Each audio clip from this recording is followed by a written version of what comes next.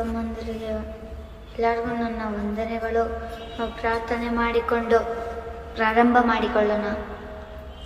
ಅಪ್ಪ ತಂದೆಯಾದ ದೇವರೇ, ನಮ್ಮನ್ನು ಇಲ್ಲಿವರೆಗೂ ನಡೆಸಿದ್ದೀರಾ, ಬೇರೆಯವ್ರಿಗೂ ಕೂಡ ನಡೆಸಿ ಕಾಪಾಡಿದ್ದೀರಾ. ಅಪ್ಪ ತಂದೆಯಾದ ದೇವರೇ, ಅಪ್ಪ ತಂದೆ, ನಾವು ಅಪ್ಪ ನಿಮ್ಮ ಕಾರ್ಯದಲ್ಲಿ ನಡೆಯುವಾಗಿರೋಣ. ಅಪ್ಪ ತಂದೆ, ನಿಮ್ಮ ಜ್ಞಾನವನ್ನು ಹೆಚ್ಚಾಗಿ ತಿಳಿದುಕೊಂಡು ಬೇರೆಯವ್ರಿಗೂ ತಿಳಿಸೋಣ. ಅಪ್ಪ ತಂದೆಯಾದ ದೇವರೇ, ನಾವು ಸೈತಾನನನ್ನು ಸೋಲಿಸುವವರಾಗಿರೋಣ, ನಿಮ್ಮ ವಾಕ್ಯದಿಂದ ಸೋಲಿಸುವವರಾಗಿರೋಣ. ತಂದೆಯಾದ ದೇವರೇ, ಅಪ್ಪ ಆತನ ನಾವು ಕೆಟ್ಟ ಕಾರ್ಯಗಳನ್ನು ನಾವು ಹೋಗಬಾರದಪ್ಪ. ತಂದೆಯಾದ ದೇವರಪ್ಪ, ನಾವು ನಿಮ್ಮ ಮಕ್ಕಳಾದ ಅನೇಕ ಜನರಿಗೆ ನಾವು ಪ್ರಾರ್ಥನೆ ಮಾಡುವಂತೆ, ಅವರಿಗೆ ನಿಮ್ಮ ಕಡೆ ರಕ್ಷಣೆಯನ್ನು ಹೊಂದಿಸುವಂತೆ ಸಹಾಯ ಮಾಡಿರೆಂದು ಈ ಚಿಕ್ಕ ಮನೆ ಪ್ರಾರ್ಥನೆಯನ್ನು ನಾನು ಯೇಸು ಕ್ರಿಸ್ತನ ನಾಮದಲ್ಲಿ ನಾನು ಬೇಡಿದರಪ್ಪ ತಂದೆಯಾದ ದೇವರೇ, ಆಮೆನ್. ನಾವು ಮೊದಲನೇ ವಾಕ್ಯದಿಂದ ನಾವು ಪ್ರಾರಂಭ ಮಾಡಿಕೊಳ್ಳೋಣ. ಈ ವಾಕ್ಯ ಹೇಳೋದು ತುಂಬ ದೇವರ ಮಾತುಗಳು. ಇದು ತುಂಬ ಎಲ್ಲದಕ್ಕಿಂತ ಇಂಟೆಲಿಜೆಂಟ್ ಆದದ್ದು. ಇದು ಬುದ್ಧಿವಾದ ಮಾತುಗಳು ಉಂಟು ಇದರಲ್ಲಿ. ನಾವು ಓದಿಕೊಳ್ಳೋಣ. ಮಾರ್ಕ 4ನೇ ಅಧ್ಯಾಯ 37ನೇ ವಚನದಿಂದ 40ನೇ ವಚನ. ತರುವಾಯ ದೊಡ್ಡ ಬಿರುಗಾಳಿ ಎದ್ದು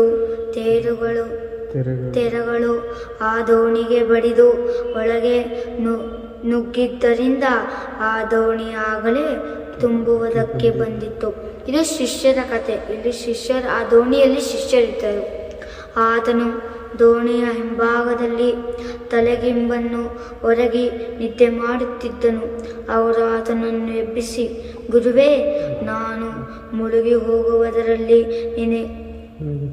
ನಿನಗೆ ಚಿಂತೆ ಇಲ್ಲವೇ ಎಂದು ಕೇಳಲು ಆತನು ಎದ್ದು ಗಾಳಿಯನ್ನು ಗದರಿಸಿ ಸಮುದ್ರಕ್ಕೆ, ಸುಮ್ಮನಿರು, ಮೊರೆಯಬೇಡ. ಇಲ್ಲಿ ನೋಡಿಕೊಳ್ಳೋಣ. ಯೇಸು ಸ್ವಾಮಿ ಮಲಗಿದ್ದಾಗ ಆ ಶಿಷ್ಯರೆಲ್ಲ ಗಾಬರಿ ಆಗ್ತಾ ಇದ್ದಾರೆ. ಆಗ ಯೇಸು ಸ್ವಾಮಿ ನೆಗಳಿಸ್ಬಿಟ್ಟು, ನಾವು ಮುಳುಗಿ ಹೋಗ್ತಾ ಇದ್ದೀವಿ, ನಿಂಗೆ ಚಿಂತೆ ಇಲ್ವಾ ಅಂತ ಹೇಳಿದಾಗ, ಆಗ ಯೇಸು ಸ್ವಾಮಿ ಸಮುದ್ರಗೆ ಹೇಳಿದ್ರು, ಸುಮ್ಮನಿರೋದು. ಆದರೆ ನಾವು ನಮ್ಮನ್ನು ಸೃಷ್ಟಿ ಮಾಡಿದ ಯೇಸು ಸ್ವಾಮಿ, ಆತನು ಎಷ್ಟೋ 10 ಆಜ್ಞೆಗಳನ್ನು ಹೇಳಿದ್ದಾನೆ, ಒಂದನ್ನಾದರೂ ಪಾಲಿಸುತ್ತಿದ್ದೇವಾ ಹೇಳಿ? ಆ ಸಮುದ್ರವು ದೊಡ್ಡ ಅಲೆ ಬರುತ್ತಿದ್ದದು, ಒಂದು ಕೈ. ಆದರೆ ನಾವು ಎಷ್ಟು % ನಾವು ಯೇಸು ಸ್ವಾಮಿ ಮಾತನ್ನು ಕೇಳ್ತಾ ಇದ್ದೇವೆ, ಅದ್ರ ಪ್ರಕಾರ ನಡ್ಕೋತಾ ಇದ್ದೀವ? ವಾಕ್ಯಗಳನ್ನು ಓದಿ ನಾವು ಏನು ಮಾಡ್ತಿದ್ದೇವೆ? ನಮ್ಮ ಇಷ್ಟ ಬಂದಾಗೆ ನಾವು ನಮ್ಮ ಜೀವನದಲ್ಲಿ ನಡೆದುಕೊಳ್ಳುತ್ತಿದ್ದೇವೆ. ಮುಂದೆ ಓದಿಕೊಳ್ಳೋಣ. ಎಂದು ಅಪ್ಪಣೆ ಕೊಟ್ಟನು. ಕೊಡುತ್ತಲೇ ಗಾಳಿ ನಿಂತು ಹೋಗಿ ಎಲ್ಲ ಶಾಂತವಾಯಿತು. ತರುವಾಯ ಆತನು ಅವರನ್ನು, ಯಾಕೆ ಗೆಡುತ್ತೀರಿ? ಇನ್ನು ನಿಮಗೆ ನಂಬಿಕೆ ಇಲ್ಲವೇ? ಏನು ಹೇಳ್ತಾ ಇದ್ದಾರೆ? ನಂಬಿಕೆ ಇಲ್ಲವೇ? ಯಾಕೆ ಭಯಪಡ್ತೀರಾ? ಯಾಕೆ ಕಳವಳಗೊಳ್ತೀರಾ? ನಾನಿದ್ದೇನೆ ನಿಮ್ಮ ಜೊತೆ. ಎಲ್ಲರ ಮನಸ್ಸಿನಲ್ಲಿ ಯೇಸು ಸ್ವಾಮಿ ತಂದೆಯಾದ ದೇವರು.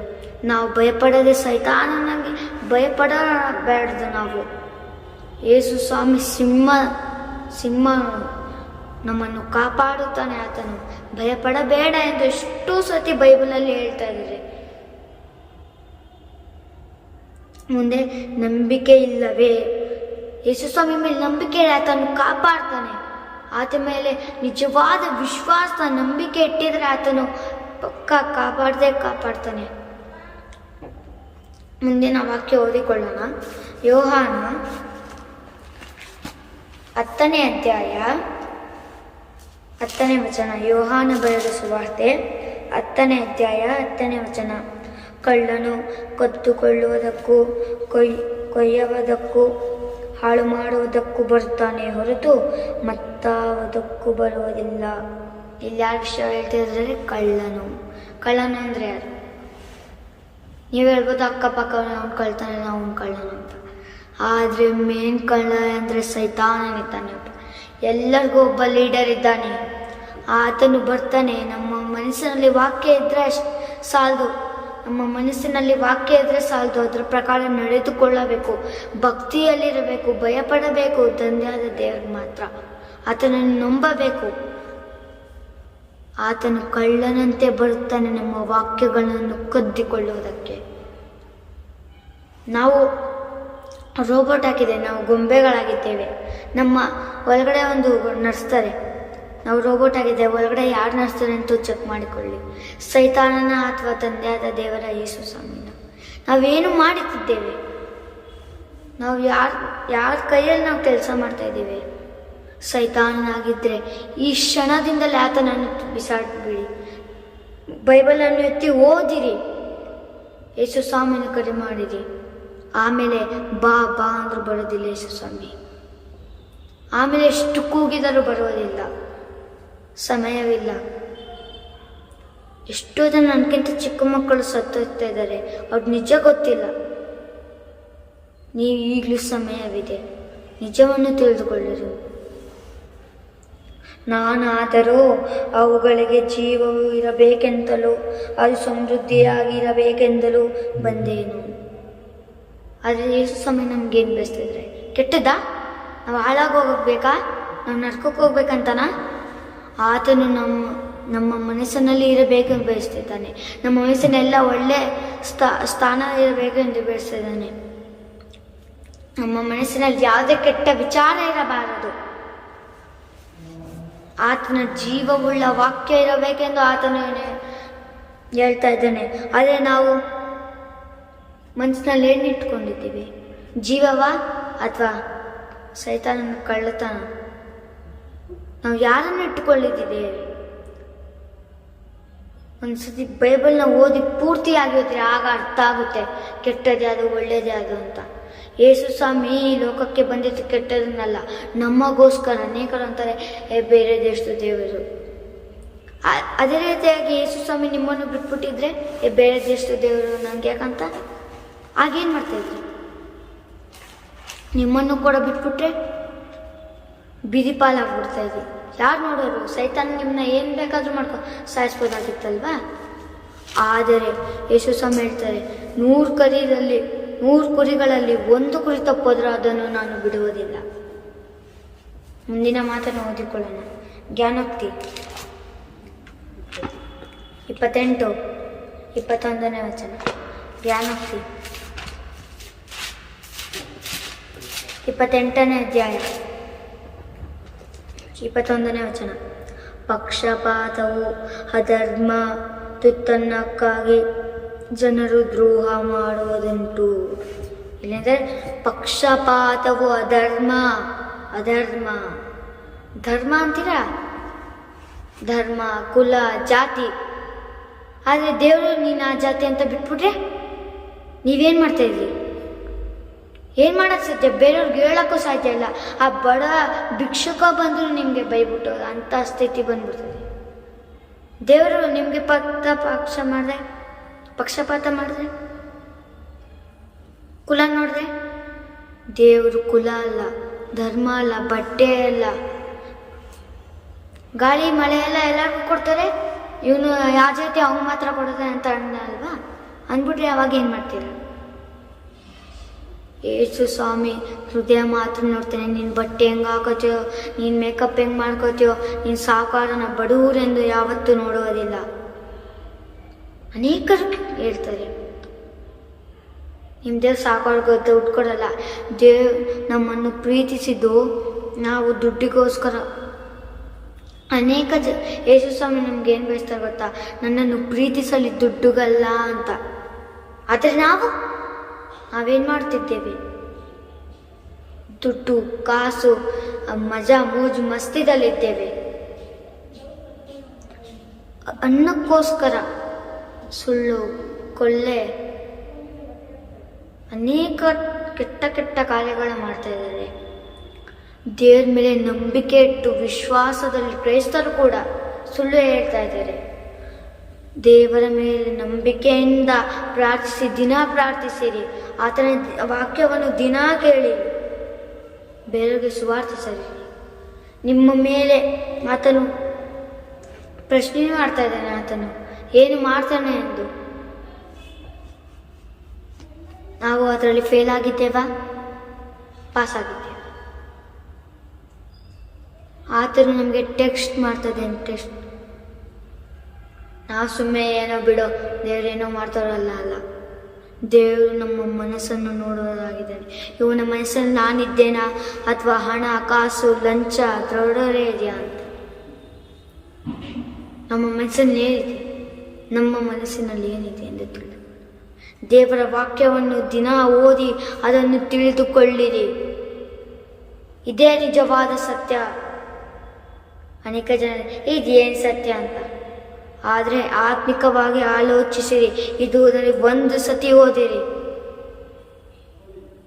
ಮುಂದಿನ ವಾಕ್ಯ ಅದೇ ಜ್ಞಾನೋಕ್ತಿ 21ನೇ ಅಧ್ಯಾಯ.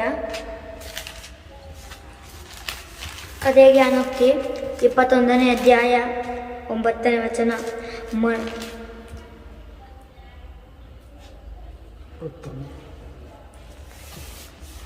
ಜ್ಞಾನೋಕ್ತಿ 21ನೇ ಅಧ್ಯಾಯ 9ನೇ ವಚನ. ಮನೆಯಲ್ಲಿ ಜಗಳ ಗಂಟೆಯ ಜೊತೆಯಲ್ಲಿರುವುದಕ್ಕಿಂತಲೂ ಮಾಳಿಗೆಯ ಒಂದು ಮೂಲೆಯಲ್ಲಿ ವಾಸಿಸುವುದೇ ಲೇಸು. ಇಲ್ಲಿ ಏನಂತಂದರೆ, ಮನೆಯಲ್ಲಿ ದಿನಾ ಜಗಳ, ಕ್ರೈಸ್ತರಲ್ಲಿ ದಿನಾ ಜಗಳ, ಸಮಾಧಾನದಿಂದ ಯಾರೂ ಇರೋದಿಲ್ಲ. ನಾವು ಆತನ ದಿನ ವಾಕ್ಯ ಓದಿ ನಾವು ಜಗಳವನ್ನು ಮಾಡಬಾರ್ದು. ಎಷ್ಟೇ ಯಾರಾಗಿದ್ದರೂ ನಾವು ಶ್ರಮಿಸೋಣ. ಜಗಳ ಮಾಡಿ ನಾವು ಜಗಳಕ್ಕೆ ಹೋಗಬಾರದು. ಮುಂದಿನ ವಾಕ್ಯ 23ನೇ ಅಧ್ಯಾಯ 9ನೇ ವಚನ. ಜ್ಞಾನೋಕ್ತಿ. ಮೂಢನ ಸಂಗಡ ಮಾತಾಡಬೇಡ, ನಿನ್ನ ಮಾತುಗಳ ವಿವೇಕವನ್ನು ತಿರಸ್ಕರಿಸುವನು.